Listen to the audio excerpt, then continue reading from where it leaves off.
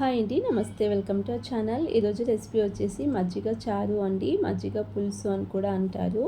ఈ మజ్జిగ చారుని రైస్లోకి చాలా బాగుంటుంది. ఈ రెసిపీ ఎలా ప్రిపేర్ చేసుకోవాలో చూద్దాం. అందుకోసం ముందుగా ఒక బౌల్లో 1/2 లీటర్ పెరుగు తీసుకుంటున్నాను. 2 కప్స్ వరకు పెరుగు యాడ్ చేసుకుని ఈ పెరుగుని గడ్డలు లేకుండా బాగా మిక్స్ చేసుకోండి. ఈ విధంగా మ్యాష్ చేసుకున్న తర్వాత ఇందులోనే సరిపడా వాటర్ వేసుకోవాలి. ఇక్కడ నేను 2 గ్లాస్ వరకు వాటర్ వేసుకుంటున్నాను. మజ్జిగ కొద్దిగా పలుచగా కావాలి అనుకుంటే ఎక్కువగా వాటర్ వేసుకోండి. లేదు కొంచెం చిక్కగా కావాలి అనుకుంటే మీరు సరిపడా వేసుకోండి. ఈ విధంగా మజ్జిగ ప్రిపేర్ చేసుకుని రుచికి సరిపడా సాల్ట్ వేసుకుని ఈ బౌల్ని ఒకసారి మిక్స్ చేసుకుని పక్కన పెట్టేసుకుందాం. చూడండి, ఈ కన్సిస్టెంట్లో ప్రిపేర్ చేసుకుని పక్కన పెట్టుకోండి. తర్వాత ఒక మిక్సీ జార్ తీసుకొని ఒక 4-5 పచ్చిమిరపకాయలు వేసుకుంటున్నాను. అలాగే ఒక చిన్న అల్లం ముక్కని ఈ విధంగా కట్ చేసి వేసుకోండి. ఒక మీడియం సైజ్ ఉల్లిపాయను కూడా ఈ విధంగా కట్ చేసి వేసుకొని గ్రైండ్ చేసుకోవాలి. ఈ విధంగా సాఫ్ట్గా కాకుండా ఇలా కొద్దిగా కచ్చాపచ్చాగా ఈ విధంగా గ్రైండ్ చేసుకోండి మసాలాని. ఇలా గ్రైండ్ చేసుకున్న మసాలాను పక్కన పెట్టుకొని మరొకసారి స్టవ్ పైన బౌల్ పెట్టుకొని పోపు పెట్టుకోవాలి. అందుకోసం ఇక్కడ 2 టీ స్పూన్ ఆయిల్ వేసుకుంటున్నాను.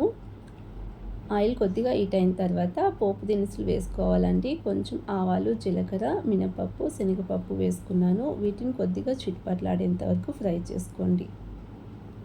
అలాగే 5-6 వెల్లుల్లిపాయలను దంచి వేసుకుంటున్నాను. కొద్దిగా కరివేపాకును కూడా వేసుకొని మూత పెట్టి ఫ్రై చేసుకోండి. 2 ఎండుమిర్చిని తుంచి వేసుకుంటున్నాను.